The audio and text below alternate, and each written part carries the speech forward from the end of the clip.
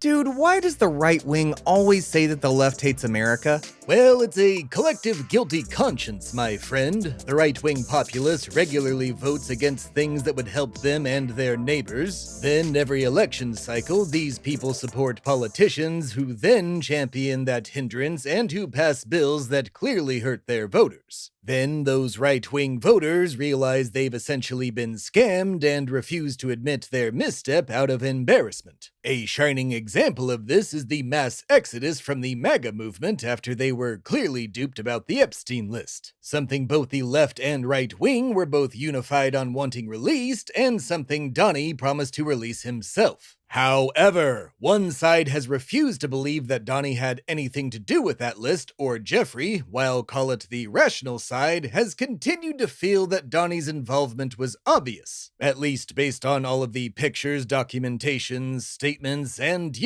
general evidence. I mean, it's okay to admit when you're wrong. Not when the other side can be just as vicious as those they criticize. The left isn't mean, we're peaceful, says the man who calls himself a communist. Well... And a man who clearly has not gone to a MAGA video and read the comments from these quote-unquote peaceful left-wing people you speak of. Yeah. Did not my very own important videos criticizing then-President Joe Biden for being too old for office also receive hate from the blue MAGA crowd? I even believe my real-life persona was accused of having a fake nose provided by the deep state. Preposterous! My nose is as real as America! Yeah, I guess blue MAGA can be as mean as red MAGA sometimes. Tuh, son, it's not a blue, red, left, or right problem. I am 249 years young, and I have seen every iteration of America, and the answer is always the same. This, my friend, is a people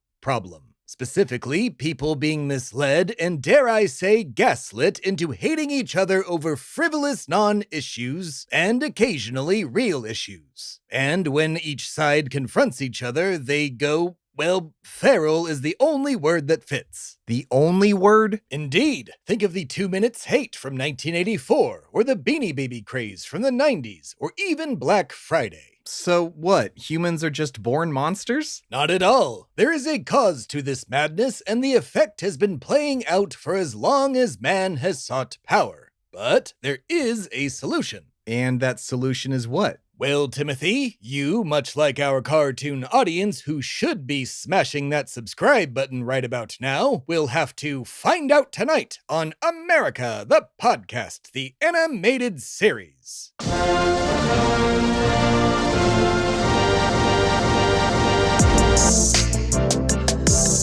Hello, America! It's America, the Podcast! Saying smash that like button did not sound natural coming from you. I know, it felt wrong the moment I said it, but we need them to subscribe. Yeah, well, that's up to them, man. Yes, indeed, audience. It is up to you whether or not my very important show succeeds. Wait a minute, are we rolling? Yeah, dude, that's what the light means. Ah, indeed. I thought I was talking into the void for a moment. Hello, America, and welcome to America, the Podcast, the animated series. I, of course, am your host, Thebe Stard, the embodiment of an only hope for America, and with me, as always, is my producer, Tim. Hello. Quiet you. I am very upset and need to vent. You were fine 2 seconds ago. I hide my fury well. That is not true. Irregardless, I am mad, nay, angry that Americans seem to be so angry at each other, which means it's time for my very important segment, Angry Americans.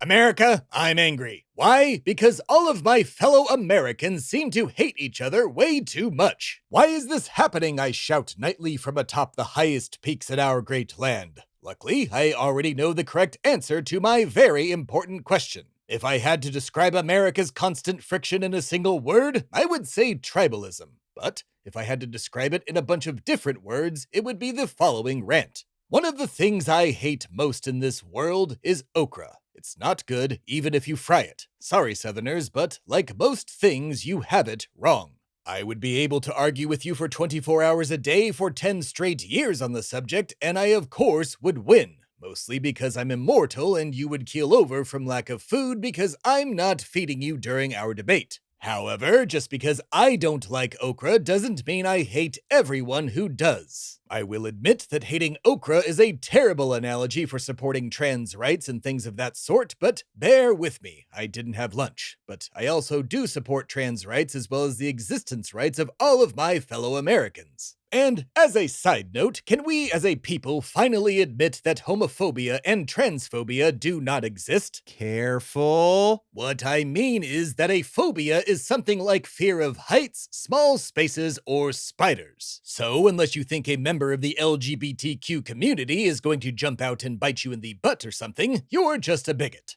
I think you might be onto something. Oh, I'm on plenty of things. That's not what I said. But it is what I said. You know, At any rate, the mere practice of bigotry is one of the oldest gaslighting tactics to ever exist. At any given time throughout history, you can find someone who is made into an other by someone else. And the mere act of othering a person sparks division, which harnesses a sense of hate, which then creates stress, which then snowballs its way into Lexapro prescriptions around the world. Which you're out again, by the way. oh my god, stop taking my stuff! But even though people have hated each other for as long as othering has existed, human beings as a whole are not at fault. You see, there is undoubtedly always one person or group of people who are the ones that manufacture this artificial division. People on both sides of the aisle specialize in creating controversy and confusion amongst our fellow man, and boy are they good at it. Or girl. Right there. That's what I'm talking about. Oh, I was joking. Well, your dumb joke aside, not too long ago, the left wing of these United States seemingly became the language police overnight and demonized anyone who had not caught up to the new terminology fast enough. Granted, that doesn't mean that the left and those with common decency weren't correct in wanting our language to evolve as a society, but there have been plenty of people who like to virtue signal their way to social media fame without first looking into the metaphorical mirror, and it was all the right-wing leadership and their othering experts needed to latch on, make up controversy, and continue to put a wedge between Americans. Organizations like Fox News, along with people like Donald Trump and the rest of the Republican leadership, began to tell everyone who would listen that the left hates them for the way they speak and their beliefs. They told them that they, the silent majority, were the real God-fearing Americans, and that since the demonic left now hates them, the left also must hate God and America.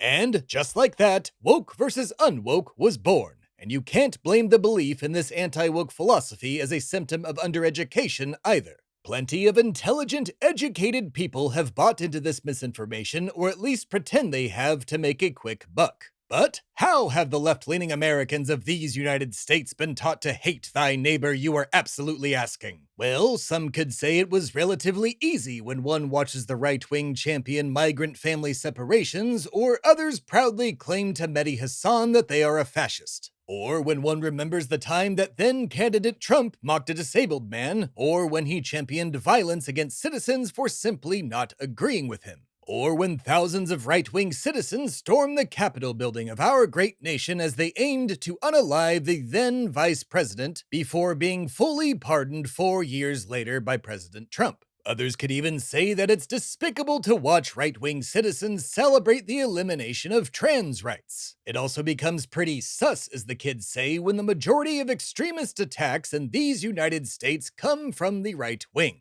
One might also say that aligning yourself with a political party that regularly gets support from a specific clan of people should be reason enough to at least question your quote-unquote real American values a little bit. And yes, one could even speculate that consistently voting for a political party that defunds healthcare and food stamps should be some sort of morality wake-up call for the majority of people. Then there's the burning of food and contraceptives meant for foreign aid.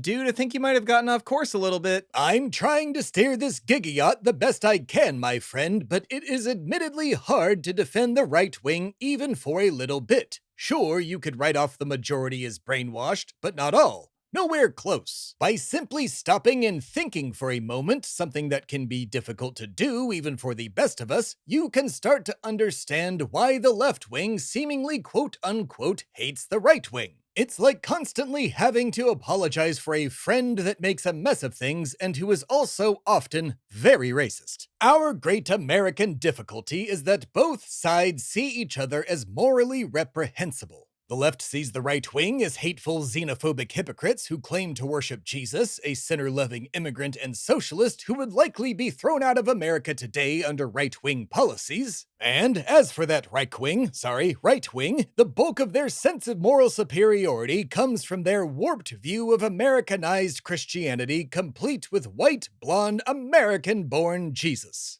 Both tribes tell their people to shun and separate from those they don't agree with. This then drives a wedge further between the two groups, leading us to where we are now and where we have been before. If it wasn't an issue of race, trans rights, prayer in schools, or the Second Amendment, it would be some other issue causing Americans and humans as a whole to other each other. Is there a solution in here somewhere? Indeed, my friend, and those screaming at their screens. All you need to do is simply take away the power of those who really hate America. Those who would divide you for their own gain. Those who would place their own interests above you, the people. Strip these monsters of their sense of supremacy by simply talking to your neighbor and making friends wherever you go. Find something in common with everyone you meet and build from that. Remember, my friends and fellow Americans, even after MAGA has fizzled out and wandered back into the fringes, and it will do that eventually, we will still have to live with each other. No matter what side you are on, you must provide grace for those whom you do not agree with. Maybe you can pull them into the light, and if you can't, then trust me when I say that one day their worldview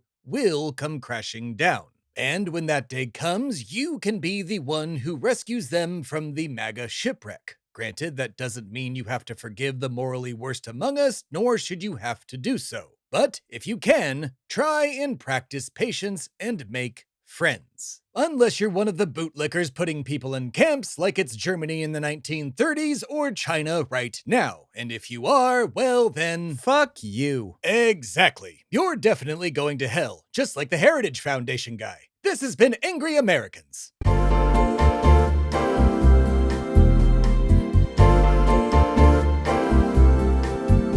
What about Stephen Miller? Oh, well, he's an actual demon named Relem Nevitz, which is obviously Stephen Miller spelled backwards, and if you say his real name in his presence 3 times, then he's immediately dragged back to hell. Not sure why no one has tried that yet. Alright, well, at least there's some way to get rid of him. Thank God, I guess? Thank God indeed. Who himself is a non-binary person, by the way, who currently resides in Oshkosh, Wisconsin. And while the right wing deals with that new bit of information, likely in some unhealthy way, you, the cartoon viewing audience, can enjoy this commercial from the Real American Company. We'll be right back. It's America, the podcast. America is brought to you by Getting Grifted by Donald Trump. Getting Grifted by Donald Trump. I hope all of that Let's Go Brandon stuff was worth the bank foreclosing on your house. Getting Grifted by Donald Trump. Available wherever freedom is sold. It's America, the podcast. What about Rush Limbaugh? He's in hell. Roger Ailes? Hell, obviously, and if there could be a double hell, he'd probably go to that. Ronald Reagan? No, I pulled some strings and got him into heaven. Why would you do that? Do you need to ask? Because he made you rich? Well, richer, but yes. God damn it. Well, they did quite the opposite, actually, but that's neither here nor there.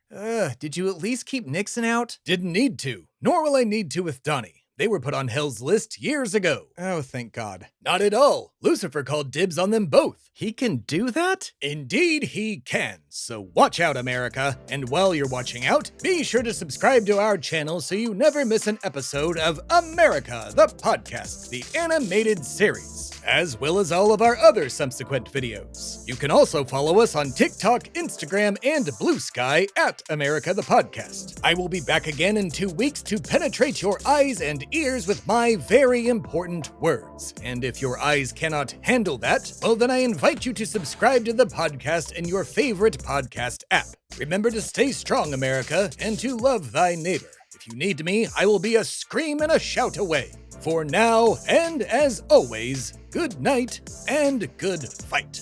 It's America, the podcast.